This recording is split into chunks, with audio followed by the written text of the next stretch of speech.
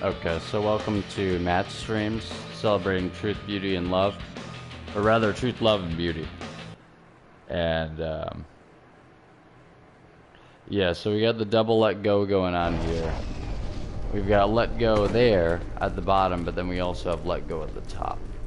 Or let go as the title of the stream. Why is it that way? Because... Oh, fuck.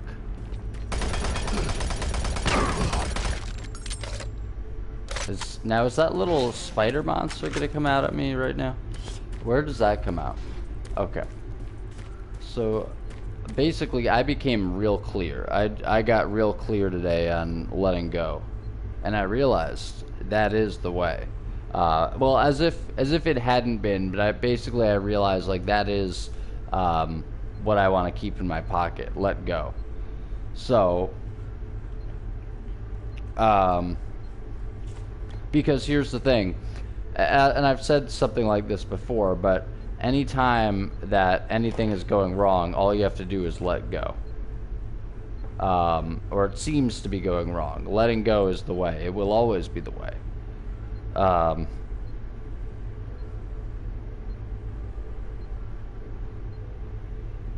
Okay.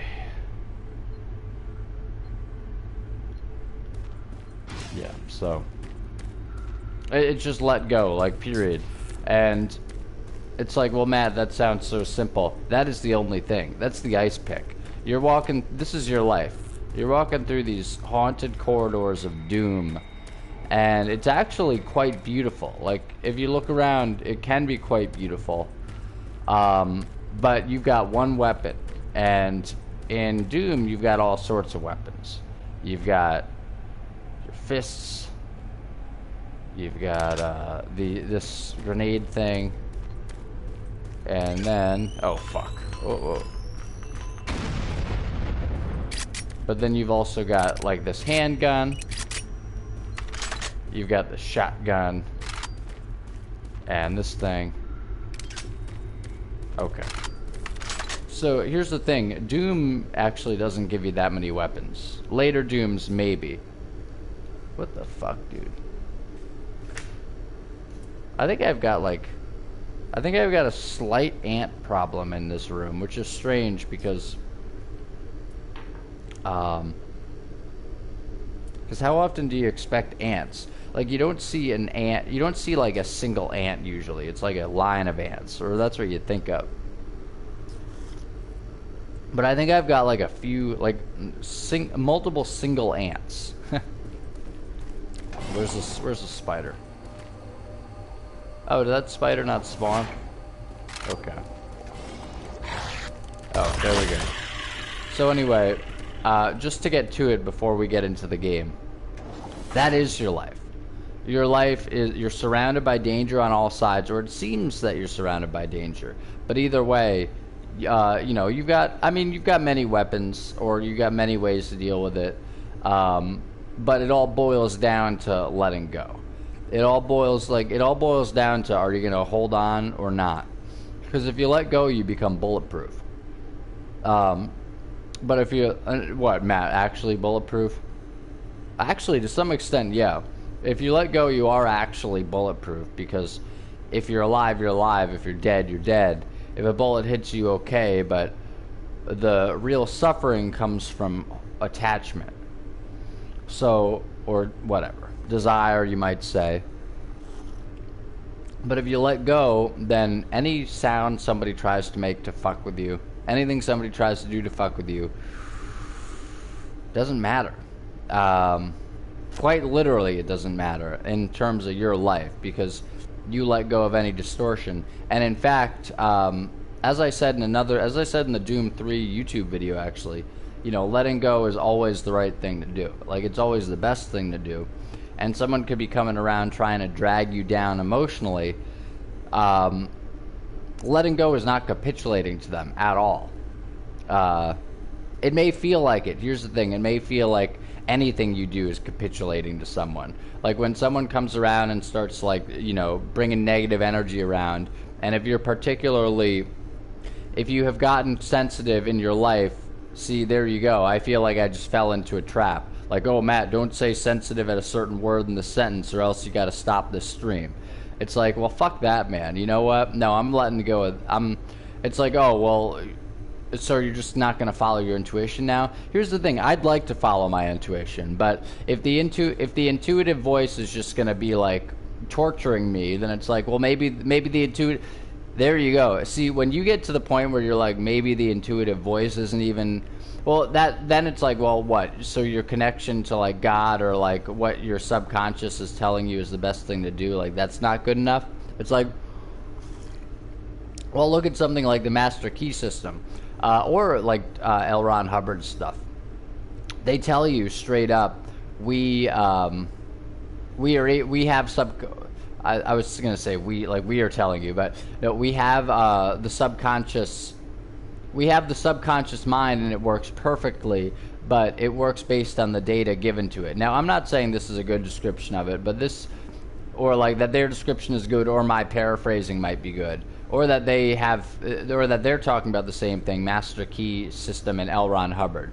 But basically the idea being, if you let bad data get in there, then it will still produce reasonable results. But the reasonable results are based on bad data, and so you may get like a nudging. I'm not sure quite how it works, because I'm not sure if the intuitive nudging would ever be wrong about anything. But say that is how it works. You might get a nudging, and it'll be like, well, this is a nudging that's from your subconscious working perfectly, but it's based on bad data.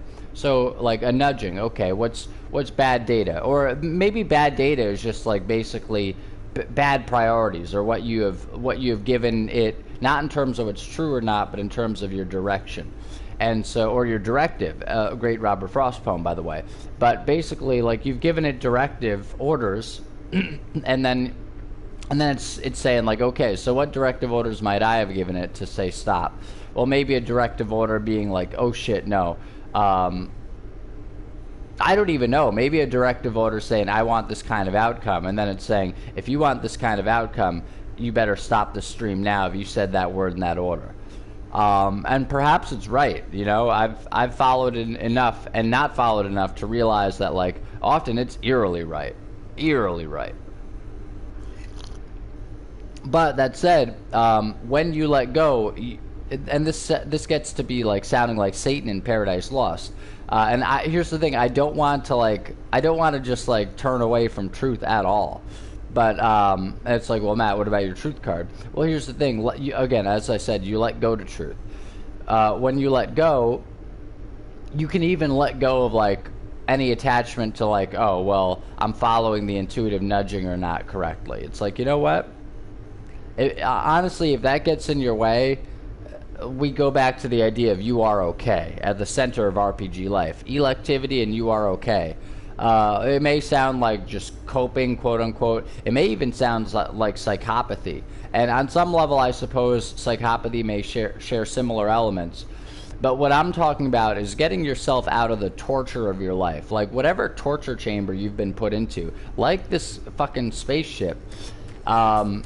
It's no good that you've been put into a torture chamber, and you have. Or at least you've been put into a world, or I have, where so many people are so bad, and everyone's so dishonest, and everyone's so disempowered, and they're all being ruled by this fucking horror show of what? Do I have the $5 bill around here somewhere? What, a $5 bill, Matt? Yeah, there's a what? They're all being ruled by this, like, this, the most evil organization of all time. It's hilarious. I mean, it's not hilarious, but it's really funny. They're all being ruled by, like, this. Whatever this fucking piece of shit is, this fucking slab of, like, this house where they come together and destroy everything, or, like, this fucking, whoever this guy was or represents, they're being ruled by that. And it's like, what? They're being ruled by money? Well, Mark Passio would tell you they're being ruled by money. But I'd say, like, essentially, if you're ruled by money, you might be ruled by following the idea of money. And if you're ruled by that, then who gave you the idea of money? It's like, let's go back to the, as Mark Passio says, the causal factors. Let's go back to the causal factors here. Someone deceived you into believing in money. If that is if that's not a good thing to believe in. and that's something that rules you. Someone deceived you, or somewhere you got the idea that that's what you would follow. And like, it's because did you come up with a monetary system? Okay, you can always ask yourself, did you come up with this or not? So the person deceiving you, like, and it's like, well, what person, Matt? Everything runs on money. Yeah, but it's whoever came up with money. Essentially, like, you want to look at the genesis of something. And so, like, don't blame yourself for something, but also find the right person to blame, or just have a sense of, like, the right direction of, like, that's where the danger is coming from. So,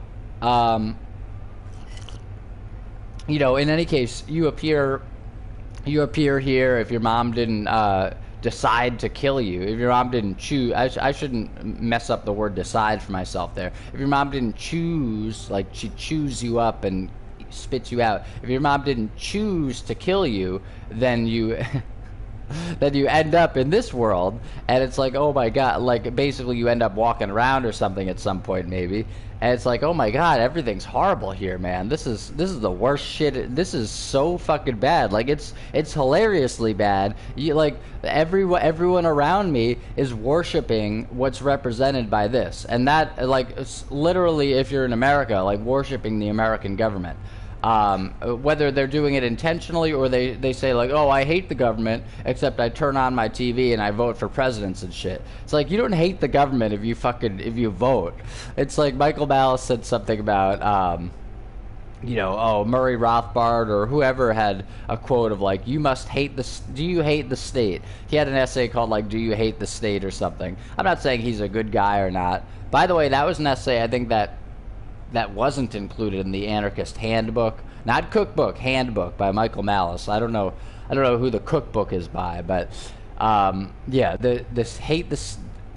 I recommend the handbook though. But do you hate the state? So that's not. It would have been nice if he put that in his book, because he's referred to it. But in any case, maybe it was like, maybe you didn't. Maybe that is in his book. In any case, maybe it would have cost too much to put it in. I don't know. But here he is. Well, too much. It might have cost more than he wanted it to. Or more than it would be a reasonably cheap book to pick up. I don't know. Because you could get it for like 15, 20 bucks. Anyway, do you hate the state? Do you hate the state enough? Basically, the question being, do you hate the state enough that if you had a button you could press to stop the state, to stop, like, the governmente, the state, though, like, basically whatever group of people is using violent force to try to push people around. If you, like, basically, if you had a button you could press, you don't hate the state enough unless you would, like, literally blister your finger pressing that button as fast as you can. Maybe in case it goes away, or just pressing it as fast as you can. Because every second there's another person getting victimized by the state, right? But it's like, you look around in this world, to get back to what we're talking about with the let go and the freedom here, or the, you know, because it's not just about, one might say, well, it is about freedom, Matt, but freedom has a bad connotation for me a lot. So I hesitate to say, for me anyway, it's just about freedom, because it's about truth. You let go to truth. But it's not just about, in any case, this is where the freedom comes in, or whatever. It's like, you can always just let go, because here's the thing, nobody deserves your suffer. The world doesn't deserve your suffer. The world doesn't deserve your pain. Ever. The world doesn't deserve one bit of your pain, and it never has, actually. Why does somebody deserve you to feel pain for them? In this world, you come around in this world, and you're like, oh, wow, everything's fucking horrible. And if I have a fucking honest bone in my body, I realize that, like, people around me are, like, literally mentally challenged. Like, that's how bad it is. It's not like they believe lies anymore. It's not like they're a liar anymore. It's not like they're, you know, they're literally mentally challenged at this point. It's like, if you turn on the TV and you're like, yeah, I believe that, it's like, no. At this point, and for a long time, really, and, like, you could look back on yourself and say, like, well, at a certain point, I was at the level of, like, you know, I was at the level of retardation in a clinical sense, in some sense, because I believed in just the most incredible bullshit of all time. because it's so easy to see through, man. Oh my God, what? You're fucking taught in history class that like people just blindly follow countries, and that's in a class that you're forced to go to by the government, and they steal money from the population to force you to go to it, and then they tell you how great your country is, and they talk about how you're allowed to say anything, and then if you actually say anything, they'll fucking send you to jail like they did me. This is a fucking horror show, or they'll have you on a fucking show trial like Alex Jones. Hold on.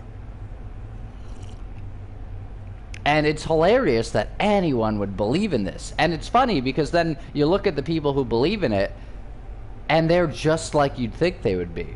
It all makes perfect sense because it's all actually operating on the truth. It's like, oh, it's all operating on lies. They're plugging into lies and they're buying into lies, but everything is subsumed by the truth. It's all operating on truth. And so it may seem like everything's operating on lies, but no, it's working out probably the way you would think it would, if you have a good sense of how things might work out. And so it's just like, when you get a follower of like this evil fucking propaganda, it's like, of course they'd turn out to be fucking nasty.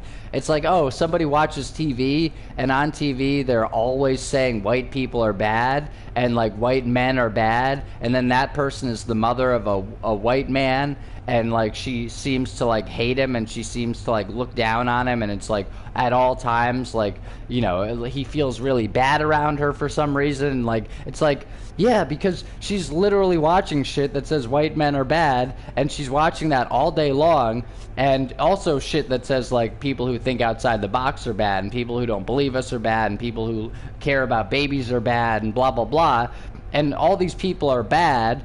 And then naturally she looks at someone in her life, and it doesn't matter whether he's her son or he's anyone. If he matches some of those criteria, and that's the thing she's really spending time on, then of course she on some level she's going to try to make him feel bad. She's going to try to tear him down. She's going to aggress against him in various ways because it makes sense, because she wouldn't be devoting herself to watching this if she wasn't somehow on a wavelength with it. And therefore, if she's on a wavelength with it, and that thing that she's on a wavelength with is telling her that, like, your son is literally your enemy because he's a white man, etc., etc., etc.,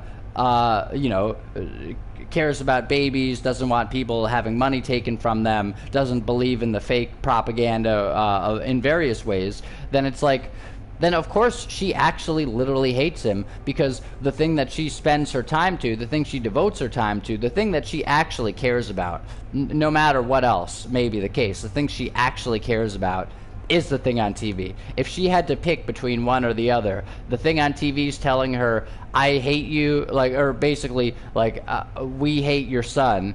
And it's basically over and over again. We hate your son. We hate your son. We hate your son. We hate your son. We hate your son. We hate your son. We hate your son. We hate your son. She's listening to that all fucking day long.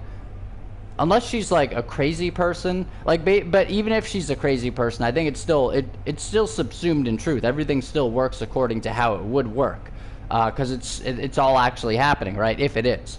So of course, her son feels bad around her, and she tries to tear her son down every fucking chance she gets, because she's told by the thing that she likes and she devotes most of her time to, we hate your son, and she goes right along with that. So it's like, of course, I don't know what the causal factor is. Maybe the hating the son thing was what drew her to the fucking watching that shit in the first place. But whatever's drawing her to that, as long as she's buying into that, she operates on a very reasonable way with what she's buying into, because it makes sense how she operates if that's what she listens to. Just like it makes sense if you watch Tucker Carlson or whatever, then you're probably going to be antagonistic towards people who identify as Democrats, because you're watching all day, we hate the Democrats, we hate the Democrats, we hate the... And I'm not saying the Democrats are good. I'm saying they're the bad guys. I'm saying the Republicans are bad, but the Democrats are like the bad guys in this charade. And the Republicans are the good guys in the charade, but the charade is a charade. And they're all bad guys, ultimately. But you have a better chance of getting out if you go towards the good side, and then you realize, I want to actually be good. I want to be fully good. But hold on, let's fucking play the game. But then, so Matt, all this complexity, what do? You let go.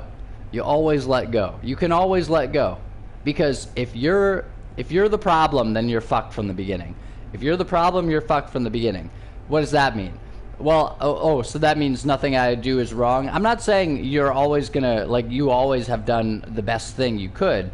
What I am saying, though, is if you are inherently the problem, then you're fucked. Like, unless, it may be a Jesus situation where you are inherently the problem and then somebody else died for your sins and now you're fine, if you accept that. That may be the case. I mean, I don't know. A lot of people, to a lot of people, that sounds kind of ridiculous. And I'm not saying that is the case or not. And it's like, well, Matt, how does that go along with things would work out the way you think they would because they work out based on truth? Well, there you go. Then you have to ask yourself, what am I totally devoted to? Like, say I went to hell for being devoted to the truth, but like I'm totally devoted to truth, or I'm devoted to truth, but I'd rather believe something that seems less true to me because I'm afraid of hell. Well, then you're totally devoted to going away from hell, and you're mostly devoted to what to you seems true or not. If you're totally devoted to the truth and it doesn't seem right, then maybe it doesn't seem right, and maybe you want to look into it a little more, or maybe it doesn't seem like the right thing. It doesn't. So I don't know, but hold on.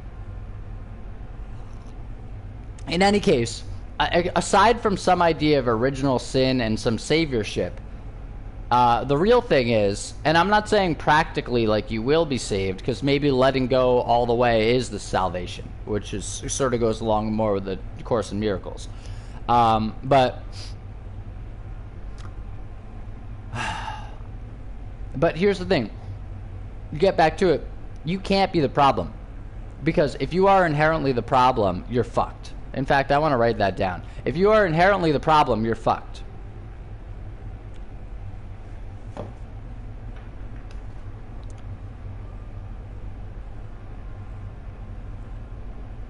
If you are inherently the problem, you're fucked.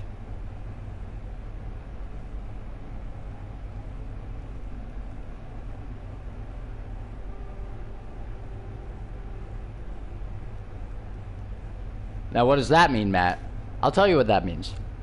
That means that it's actually, it's like Matt McKinley says, it's the greatest news of all time. And it's funny because it's like, well, that sounds kind of anti-Christian. It's like, what? That's the good news? It's like, I'm just saying, you might see it as the greatest news of all time. If you're inherently the problem, you're fucked. You know why? Because if you're inherently the problem, then inherently you're not good enough. And so either, it's like, well, then could you get good enough? I'm saying inherently. Inherently means, like, that's you. And it's like, well, Matt, why does it have to be you? It has to be you because that's what we're talking about here. We're looking for a baseline, and if it is, I'm not saying that it is, but if it is you inherently that's the problem, then there's no way for you, except for some spiritual divine help, there's no way for you to be saved. I'm not saying that there isn't or there is, but I'm saying if it is you inherently, as you, specific, like as whatever you are, if that is the total problem, like, you know, right down to its core essence, then you're fucked, because then that is your core essence. And like whatever you could say you are or you are not, or whatever, if you want to get non-dual about it, whatever you are or you're not, that would be whatever it is. Ultimately, that would be the core essence. And if the core essence is flawed, then you're fucked. And if you're fucked, then there's no reason in worrying about it because you're already fucked. Then the only other thing is divine salvation, right? And then it's like Jesus. But if that isn't the scenario, and there is no like divine salvation or whatever, I'm not saying there is or there's not, but if there is no divine salvation and you're fucked, then you're fine, because then you're fucked anyway, and so why worry about it? However, if you're not inherently fucked, then you're not the problem. In fact, I would say if you're not inherently fucked, then you're actually totally fine, and all you have to do is let go back to what you are, because what you are is not inherently fucked, and therefore you don't deserve to suffer. Or you could say, well, I deserve to suffer based on what I do. You know, you're making leaps now, Matt. Okay, let's go back to it then. At the very least, if you let go back to what you inherently are, if you let go of everything except what you are, then you're fine. Because if you are inherently the problem, you're fucked. But if you're not inherently the problem, then you're fine. then just let go back to whatever you are and you're fine. Because if you're not fine and you've let go back to whatever you are, then that sounds like either there's some test that you've been given that's kind of fucking bullshit, or there's some divine help that you could receive that you're not receiving. Because if you're fucked after all that, but basically, yeah, if you're fucked, it's essentially, if you're inherently fucked, then it's not fair. And if it's not fair, then I don't care. And so you let go. Letting go is always the fucking way, man. Oh, here we are. Never mind. We're going over here. I think, you know, I was hit with some spiritual attacks during all that. Because something there is that doesn't love a wall. That's funny, right? Then that gets into like, well, that's the truth, Matt. Or elves, right? Something there is that doesn't love a wall. There's something in the way of things, though. Amiri Baraka. There's something in the way of things. Something that will stop and won't start. And it's like, well, what? Amiri Baraka, who cares about him? He's the fucking guy who wrote a poem saying who blew up the fucking towers and he got fired by the fucking government. That's, as a poet laureate of a state, they took away the whole position because of him. It's like, that's a fucking real motherfucker. If he says something that will stop and won't start and it makes sense, then yeah, maybe it's good to think about. Hold on. But basically, yeah, it'll stop and it won't start because it's always trying to tear you away. It's always trying to tear you down. And now here's the part where it's like, okay, Matt, well, you've been speaking very positively. Or you've been speaking very sort of hopefully and saying you're not fucked, ultimately. Or, like, the message being, like, you're fine, right? If you're not fucked, you're fine. That's a good thing to say. But,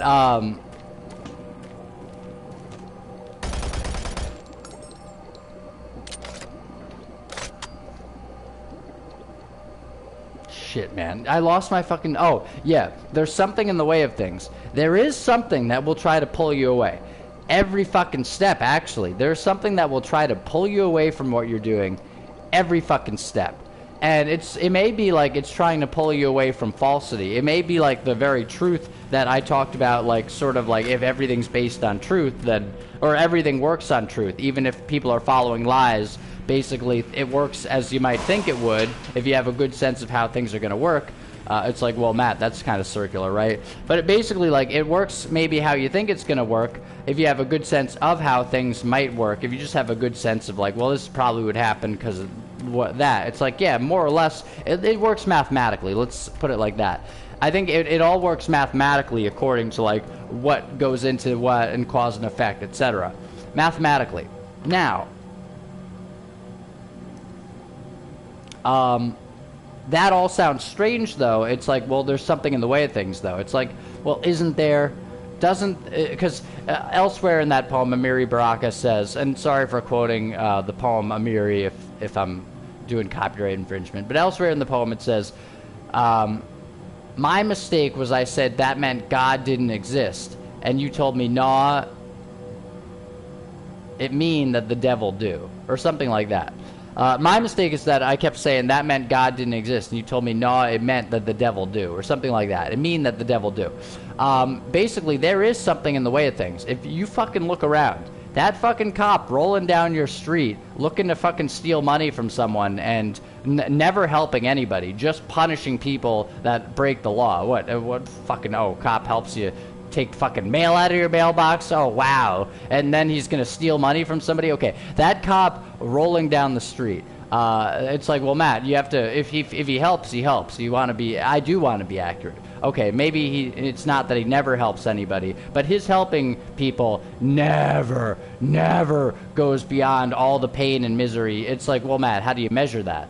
Oh, how about fucking measure it by what's the perceived value of saying, oh, this person's mailbox is kind of full, so I'm going to go check on them and say, here you go, here's your mail, you got to make sure. I'm going to go knock on their door. It's like, that's not that helpful to begin with. That feels like a Gestapo thing kind of to begin with, but you could look at it as nice. Oh, here's your mail. Okay, I'll bring it to your door. You had some mail, you didn't get it for a few days. I just wanted to make sure you're okay. If any cop comes to your house for a wellness check, he's not your friend. I'll tell you. I'm not saying like go against him. In fact, I would not say that. That is not my message at all, because A, he represents a much larger force than you probably represent, a violent force, I mean, and B, Well, it is a violent force, I mean. And B, yeah, why create problems for yourself? Like, why create more troubles in the relative world? What's the fucking point? But just to finish out the cop issue, him bringing you fucking mail, how does that in any way, just check it out, think about it, how does that in any way assess it for yourself, transcend him sending people to jail for like going against the government in various ways, him taking not an eye for an eye but taking an arm and a leg for an eye? Because the way our government works, it's funny, it's like, well, the eye for an eye leaves the whole world blind. All right, well, our government doesn't do an eye for an eye. Our government does an arm, a leg, and half of your fucking head for an eye. If you send somebody angry emails like I did, you will be kidnapped, and the rest of your life it will be artificially, at least you might think it might be made harder for you to get a job. And this, that, and the other thing, consequences for like years and years, decades and decades, maybe the rest of your life, these consequences are reverberating in sort of a way where if you didn't navigate them properly, it might be sort of a violent way towards you. For you sending angry emails one day to somebody. It's like, no, it's not an eye for an eye. An eye for an eye is somebody sending angry emails to me, or somebody scaring me in a way that that person might have been scared, if indeed they were, if in fact they were. I'm not fucking convinced. But in any case, hold on.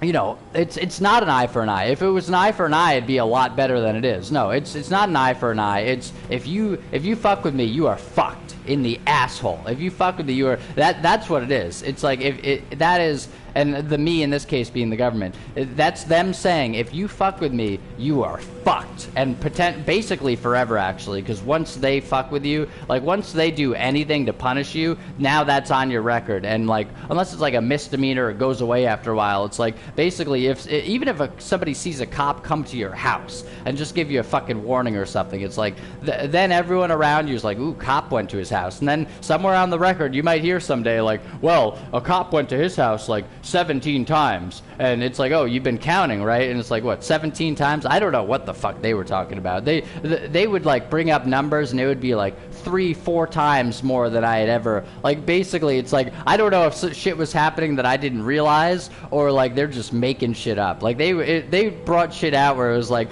your aunt that you hated met with you in, like literally in the fucking sensing here, they're like, your aunt that you hated, or your aunt, I'll just say, like, I'll give her a name, your aunt Bobby met with you in the jail, and I literally cut, it was on a Zoom meeting, and I literally said, that never happened. My face popped up, and I was like, that never happened. And you know what that fucking prosecutor did? He didn't argue with me. Perhaps, you know why? Maybe because he realized, well, maybe he realized from me saying that, or how I said it or something, like he realized like maybe we got it wrong, or maybe he literally knew that he was just totally bullshitting, that he was totally making something up or saying something that was made up, and he knew that he couldn't argue with me because there were no facts to suggest that, and therefore all I had to do, but I had to do it perhaps, was say, no, that didn't happen, and then he couldn't work the rest of his little spiel based on a lie, or just based on inaccurate information. I'm not saying it was necessarily a lie, but I'm saying potentially it was, because he didn't argue back. Like, I literally cut him, he was doing his fucking prosecutorial whatever, and I literally cut him off in the fucking Zoom meeting, and again, my face, I think, popped on the screen, or it might have, and I said, that never happened. Because I'm not going to let him go along making up a ridiculous lie. It's bizarre. Like, I hated that aunt. I never fucking... Why would she visit me? And even if she visited me, I think I probably would have fucking refused. And so where was he going by saying this aunt that he hated met with him in jail? Like, that sounds like he's going off on some crazy paranoia psycho trip, or some crazy lie that is meant to, like, come out in the fucking, like, in the third quarter and get me in some way that I wasn't expecting. It's like whatever he was trying to build with that, it was built on a foundation that was so absurd and so far from reality. It was hilarious.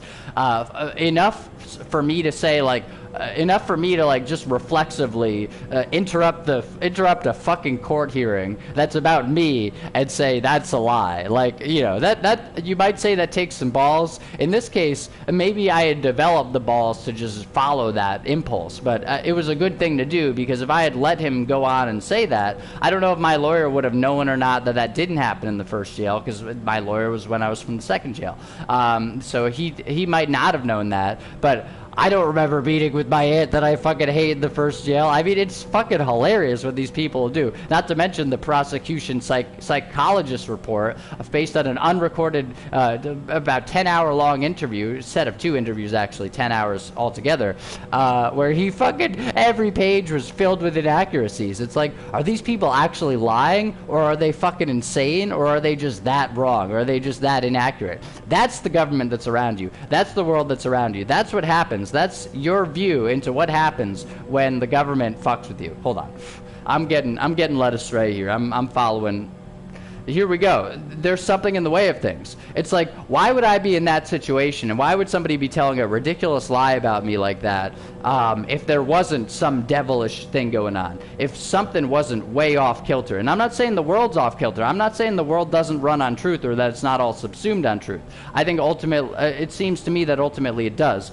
But there seems to be some wrench in the gears, and suddenly I find myself in this situation where this person working for one of the most violent organizations on earth, the United States of America, he is saying something that's just totally, absurdly, outrageously false about me. Just, it doesn't even make any sense at all, and I don't even know where he's going, but I'm going to stop him right there because I don't want him to get to the end of that sentence, and then whatever horrible thing he has to say to about me, maybe, whatever thing he feels like he has the impulse to say about me in a court of law based on that hilarious, absurd lie. Like, it's not even a lie.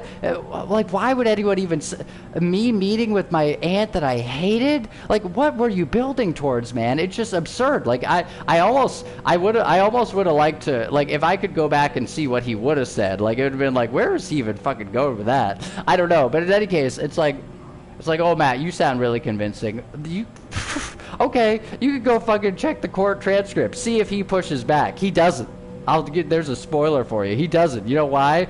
Potentially because he said something totally unrooted in any kind of reality. And so and maybe he knew it, or maybe he saw the conviction in my voice. That's a funny word for it, right? Maybe he heard the conviction in my voice, and maybe he's like, okay, wait, maybe we did get this wrong. Or maybe he's just like, it's not worth fighting. But either way, that's actually the power of the truth right there. Either way, you can stand up against the United States of America as represented by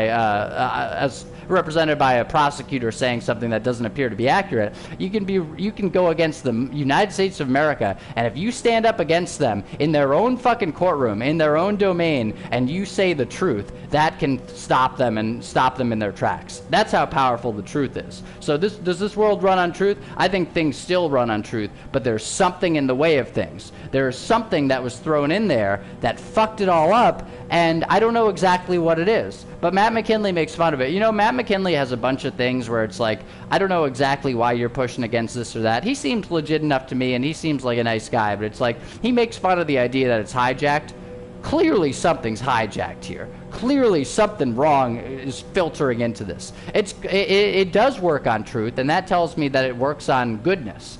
But clearly something got into the gears, and it's like sputtering and puttering away, and you go outside and you're surrounded by evil people believing the most hilarious fucking lies, and then cops going around stealing your fucking money, and they'll take you to jail if you practice your free speech or whatever the laws happen to be that day. They will fucking take you to a group of people that you really don't want to meet, because if you didn't like the cops and you didn't like the people around you, you're not going to like the people in jail. Because I'll tell you what, here's another spoiler alert for you.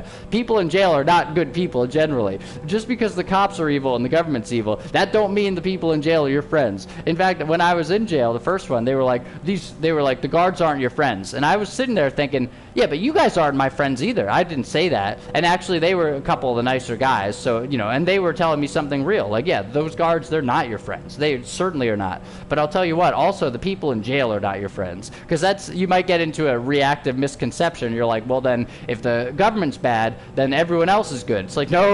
Everyone else is not good. Or not everyone else is good. That's a better way of saying it. David Foster Wallace considered the lobster, etc. But that's just a reflection of something that I've been thinking for years anyway. Not everyone else is good. All right, not everyone else is. If I said everyone else is not good, that meant I'm saying every other person is specifically not good. But if I said not everyone else is good, that would mean I'm saying basically the meaning being not everyone in the group of everyone else is good. That doesn't mean that they're all bad or that they're all not good, all right? So you want to get things right. You want to care about truth, and nobody gives a shit about the truth. Not in this society. Because mainly, I think, because they've been brainwashed into thinking, ultimately, that the truth is not going to get them what they want. You know why? Because all the people around them have been being so shitty for so long. They're like, well, the most strategic way for me to go around in this world is to fucking lie and to base my shit on lies, and maybe even to believe lies, or at least to work with them enough, whether I believe them or not, ultimately, so that I can navigate this world to get what I want. There you go. You slipped into the devil shit there. No, you want to let go of the truth because the truth, if the truth is your foundation, you will cut through this world and you'll actually be working with it. If anything else is your foundation, you're fucked, man. You're fucked, and you are just a waiting person to be taken advantage of by all the evil in the world. You gotta, and it's like, well, Matt, you look like you've been fucking treated horribly. Yeah, I have been, but I'll tell you what, I'd take this any single fucking day over believing lies and then just doing whatever they told me without even knowing it. That's what I'll fucking take.